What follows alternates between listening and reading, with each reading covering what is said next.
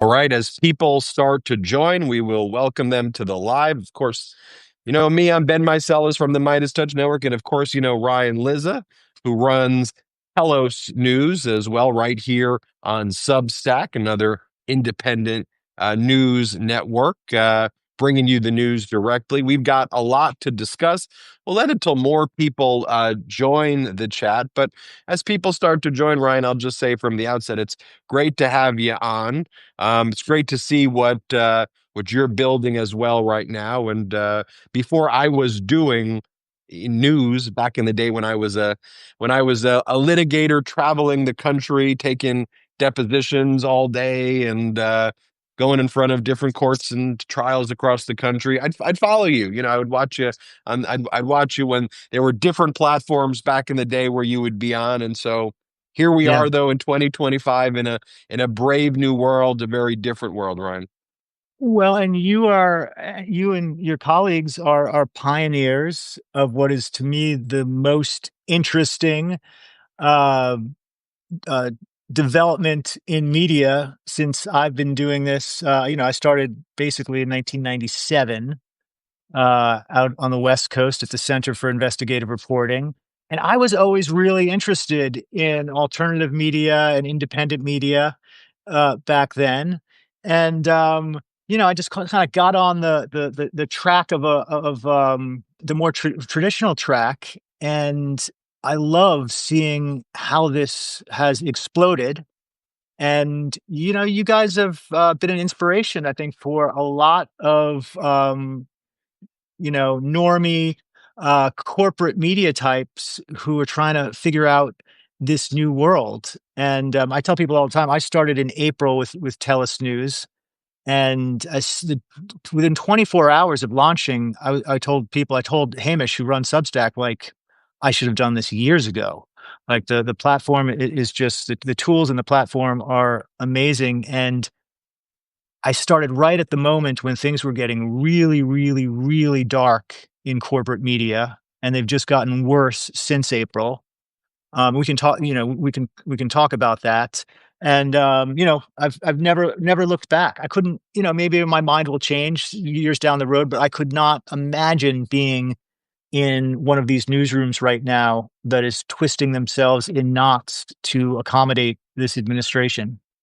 I think that's, the important part is they're twisting themselves in knots because you and I know, there are actually still some good people who work there, who want to do good, they don't wake up and they go, how can I help the regime? By the way, there are bad people, who do work there, who do think and say those things, but there are good people in there. But the twisting of the knots is, I think, the view that they're trying to negotiate with the non-negotiables, and they think that there's a way that they can, coast through these years, pick and choose the battles. Maybe over here I'll give the regime a little bit, slack, and then I could be a little more difficult here. And we all know that doesn't work. I mean, when Trump's there looking at John Carl, who's asking, what do you mean by hate speech and that you're going to prosecute hate speech? And Donald Trump looks at Carl and says, I'm coming after you and people like you. And then 2 days later or a day later, Kimmel gets kicked off. Or I went back and I read that transcript. I don't even understand. Like, I'm not even just trying to spin it. I don't even understand what he said that even could be construed as offensive, just my own personal view. But then he gets kicked off. And then we see it over and over again. But people think you can negotiate with this guy or you can appease him, or that it doesn't work that way, huh? No, it doesn't, because the philosophy of this administration is totally different than anything we've ever seen in terms of using all levers of power to crush their enemies. And that's just fundamentally different than anything we've seen basically since Nixon. And part of the reason is because there would be a price to pay if you completely politicized the government and used the state as a tool of vengeance and to attack your political opponents. There was a time when members of your own party wouldn't tolerate that. And so there would be a price. That is one of the big changes with Trump is there's no one in the Republican Party of any authority who stands up to any of this. I mean, there was a few, uh, bleats when Pam Bondi, the Attorney General, came out and started saying she was going to attack people's free speech rights, and you heard a few voices rise up against that. But that's how far this administration has to go for anyone on their side to offer any criticism, and that to me is the fundamental issue. If you didn't have that sort of cult like following, Trump would not be able to get away with what he gets away with. And just one of the things that's really, really changed in the media that is important for people to understand is, there's always been this tension in corporate media between the bottom line and the editorial product, right? That's never been a perfect system. But what we didn't have for the most part is a government that would find ways to use the regulatory state against the owners of newsrooms in the way that Trump is. And when there's billions of dollars at stake, these guys don't give a shit. They will throw their journalists under the bus every time. And it's, we can cite the examples that are so far this year. Now Trump actually brags about it the way he did with ABC recently, extorting them for those millions of dollars. I saw it where I worked. And there, I don't think it's like that everywhere. I still think the New York Times is an essential publication that has not bowed to that kind of pressure. But any of these big media companies, especially that have broadcast license and have big regulatory decisions that the government could use to make their life difficult, you can't work for them right now in the Trump era. They are all compromised.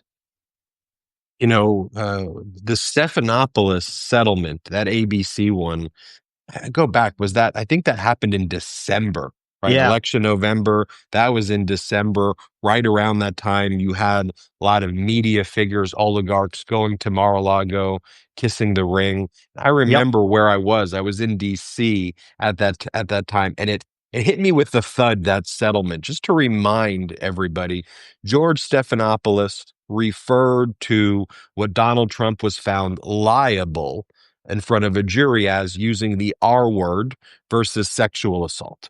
A jury found Donald Trump liable for sexual assault. And the distinction is a technical New York law, archaic one that's since been changed, that's based on a finger versus genitals.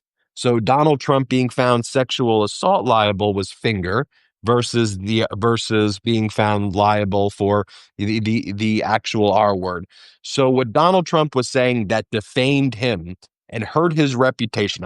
Could you imagine that deposition or that going to an actual trial before a jury where Donald Trump's lawyer says, "Ladies and gentlemen of the jury, yes, he was found liable for sexually assaulting a woman with a finger. But it really hurt his reputation when Stephanopoulos called it the R word and said that. And that's why we're here in front of the jury and we're asking for what they asked for, like $10 billion. And the fact that Stephanopoulos and ABC didn't even take his deposition, didn't No, even they go through the caved. They caved process. really, really early. And I don't know if you've been through one of these, Ben. You have a legal background, so you may have seen this stuff up close. But I've been on the other side of one of these defamation lawsuits. I was the chief political correspondent for Esquire in 2018, and I wrote a piece about Devin Nunes's family dairy in Iowa. His parents own a dairy in Iowa, and I learned that, like every other dairy in the Midwest, they relied on undocumented immigrants to milk the cows. That's just the business that it is. Now, Devin Nunes, former congressman, head of the chairman of the Intelligence Committee, um, best friends with Donald Trump, of course. He's now the head of the parent company of Truth Social. So Devin Nunes and his family sued me and Esquire in a lawsuit that lasted up until this year. And we went through the process that you're talking about, the multiple depositions, the years long back and forth. And Esquire, owned by Hearst, to their great credit, defended that lawsuit every step of the way. There were moments when I thought, "Fuck this! Let's just give them. Let's settle this. This is taking over my life." They would not have it, and always were confident that we would win, and we did win. And at the end of that lawsuit, the judge who decided the case, you know what he said?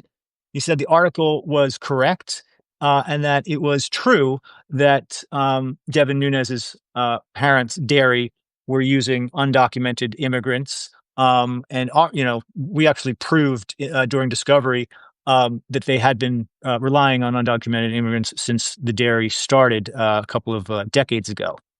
Anyway, so I know what these defamation lawsuits are like. I know what it's like when a top government official comes after you, and it's there's I know the legal bar that represents these media companies because it's a small world, especially in New York.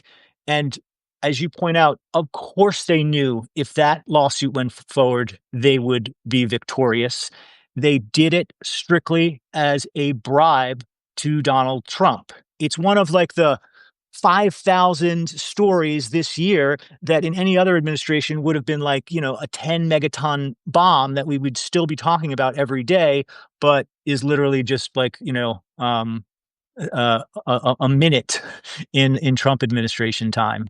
Let's talk about, though, there was a bombshell this morning ruling from a Republican appointed judge, Mary Day, a George H.W. Bush appointed judge all the way back from 1991. No nonsense judge in the Middle District of Florida.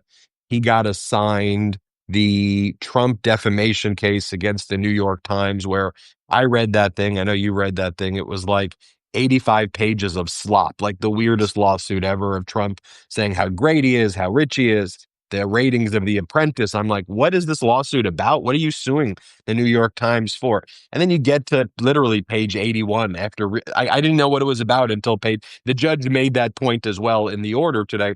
And then it was like, oh, you wrote some article about me in September 2024 that defamed me and hurt me so much that I won the election, is basically the claim. And this Republican judge, on his own, without New York Times filing anything, it's called sua sponte, struck the pleading, basically dismissed it, said, you can come back to me in 28 days, but don't file this shit in my court. And really went at mocked it, like in a way that we haven't seen judges do. Yeah. It was 4 pages of brilliance. What do you make of it? Well, it's really important for judges to like do this now because the courts are going to be flooded with these kind of bullshit lawsuits if they sit around and delay and bleed defendants of resources. I mean, the New York Times can afford to defend a lawsuit like this. Other people, and this is going to spread, obviously, and you know, I I wrote my experience with this defamation lawsuit. I wrote a 10,000 word article about it earlier this year that people can find at on my Substack. And if you want to understand the roots of defamation lawfare and the way it's being used by Republicans, by Trump, check out that piece because I saw it up close. I saw the sort of group of activists and people with money, and I was sort of one of the early people that was on the other side of this. And it's now accelerating. So it's really important for these judges to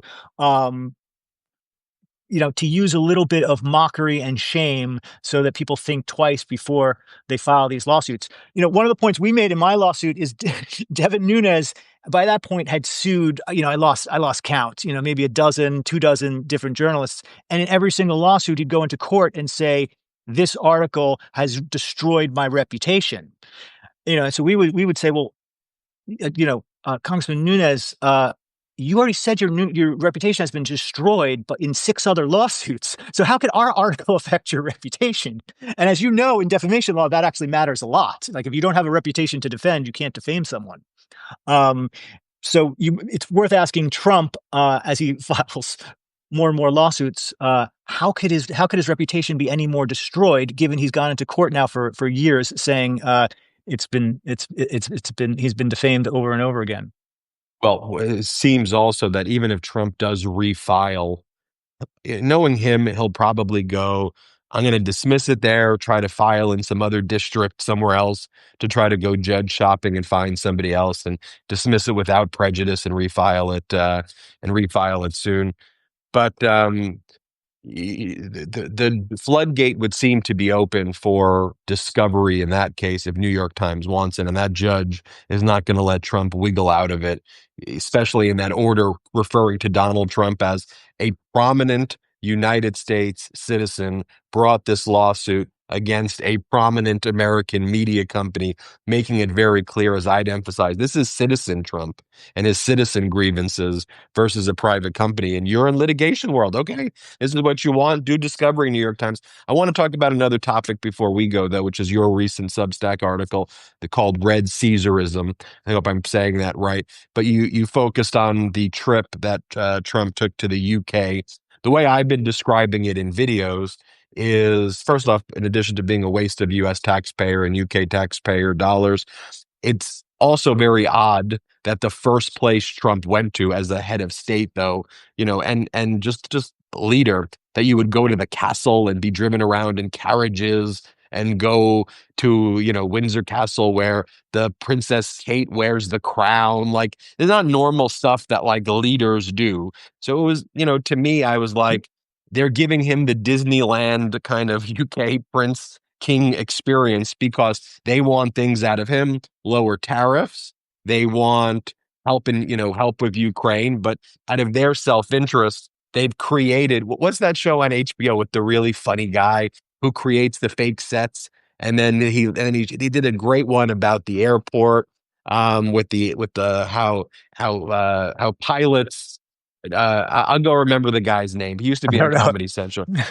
People will know it in the comments what I'm talking about. But anyway, it's like they stage this knowing that that's how you play to Trump's ego and go, even if we waste our taxpayer dollar, this may be beneficial for us to go through this with Trump because it helps us. It was weird. It was a weird sight. The white tie, tuxedo, the crown, and it's like, dude, Americans can't pay their bills right now.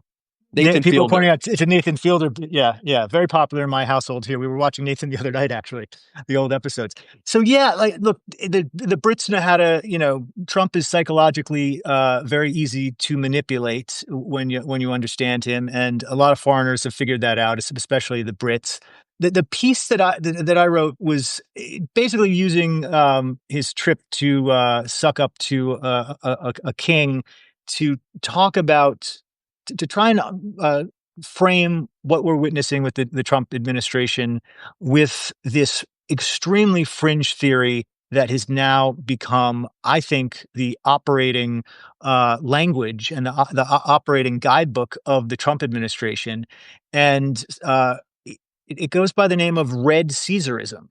And this is this view that started with these extreme right wingers 10 years ago, that the country is already in a kind of post-constitutional decline, and these right-wingers believe that the left has taken over and corrupted every institution in America, its government, all of its cultural institutions, and so that elections are no longer the means for conservative reform, and that what is actually needed is a strongman, a Caesar, and someone who can come in, unify control of the government in the White House, break all of the institutional choke points of the presidency, all of the veto points, and maybe even break the Constitution. And it is a illiberal, completely anti-small d democratic view of the world that I don't think anyone took seriously except the fever swamps of the right a decade ago. Well, now we're living it. And I think that once you sort of read the key texts of this movement, it really starts to everything Trump does really starts to make a little bit more sense. And some of the writers and thinkers involved with this have been influential with J.D. Vance. Um, Garvin. Yarvin, Michael Anton, of course, who kind of kicked this whole thing off in terms of like mainstreaming it back in 2016 with the famous Flight 93 election essay, and then wrote a book about Caesarism. He's now at the State Department doing, he's got a senior job at the State Department. And this is the way to think about this administration, right? Like it is to politicize every tool of the government. It's not interested in the sort of old libertarian small government view that conservatives once had. It has no interest in that. It's interested in politicizing the federal workforce and using every regulatory agency controlled by Trump personally to destroy the left. And so the reason I wrote about it this week is that in the wake of the Charlie Kirk murder, this is now on steroids. And you're hearing voices on the right who I don't think really thought about this or cared about it, using the Kirk murder and using the language of red Caesarism in a new way. People on the left are illegal. Democrats should be outlawed. Just like, stuff that is far beyond what we've seen in this country, a view of the opponents that is essentially that they're not legitimate, right? That they shouldn't be allowed to be participating in our democracy. And we've seen just baby steps so far since Kirk was murdered, with Trump talking about using RICO laws and Bondi talking about taking away First Amendment rights and trying to declare Antifa some kind of terrorist organization. And it's really, really fucking ominous. And I think it's important for people to understand this thread of thinking, because if you told me 10 years ago that anyone would articulate these ideas, I would have thought you were crazy. This is like Ted Kaczynski manifesto shit 10 years ago. Now it's like a pretty good way to describe what's going on. So that's what I wrote No, about this week. the way you describe it there as Ted Kaczynski manifesto stuff, it's interesting too, as you d- extract Trump's mind, who frequently references Kaczynski and talks about how his uncle taught Kaczynski, even though that never actually happened, and he conflates, but it is like a manifesto of that sort written by, Yarvin, Anton, mainstreaming it, and others. When you see that interview that was with Peter Thiel, I think it was with the Times and Thiel, and they had asked him, do you want like humanity to survive? And he was like, well, what do you mean? Well, but this is, JD Vance is Thiel's guy. All of these people who are put in the positions, whether they were waiting in the Heritage Foundation or these other kind of right-wing extreme think tanks, they were all put in place and at the State Department, at the Defense Department, and all these, and they're implementing these policies on a day to day. Now, how much do you think is Trump their vessel, or is Trump, Well, I mean, yeah. obviously Trump's magnet is towards an authoritarian, him. So, and he lies about everything. So he is their, bull in the china shop, whatever you want to, in these instances. But how much is it him? How much is it all these other people? That'll be our last one before we go. I mean, I think these guys were like drooling incels in their parents' basement, coming up with these like totally absurd theories that nobody would take seriously, and so that's just sort of happening out there on the fringes of the internet. Then you've got Trump himself, who is of course obsessed with power and being a dictator, doesn't know anything about the theory, obviously. But he comes along and they glom onto him, starting with Michael Anton. And suddenly, these guys are pushing on an open door. And then you have the heritage folks in Project 2025 who start sort of on their own thinking the same thing, that, yeah, the government is irredeemable. The left is irredeemable. We just have to get in there and consolidate power and do everything we can to smash the opposition.